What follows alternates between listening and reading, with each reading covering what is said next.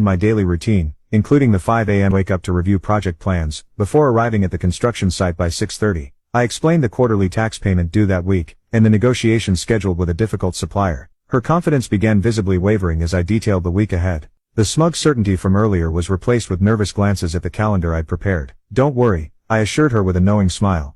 "I'm sure you'll handle it as easily as I do every day." That night, as we set our alarms, hers for 5 a.m., mine for the luxurious 7 a.m., she usually enjoyed, I felt a strange sense of anticipation. For years, my contributions had been taken for granted. My work minimized as just what husbands do. Now she'd get a first-hand education in what keeping our lives running actually required. As we turned out the lights, she murmured something about being excited to prove her point about gender roles. I simply smiled in the darkness. This experiment wasn't going to prove what she thought it would. In fact, I was counting on it revealing exactly the opposite. The alarm would ring in less than 6 hours. Day 1 of her enlightenment was about to begin, and I had a feeling by day 2, her feminist podcast heroes wouldn't seem quite so insightful anymore. Sometimes the best way to teach a lesson isn't through argument, but through experience. And she was about to get 7 days of education she never expected. Day 1 of our experiment began with the harsh blare of the alarm at 5 a.m. I opened my eyes, already wide awake from years of early rising, and watched as she fumbled to silence her phone, groaning into her pillow. "Rise and shine," I said, stretching leisurely.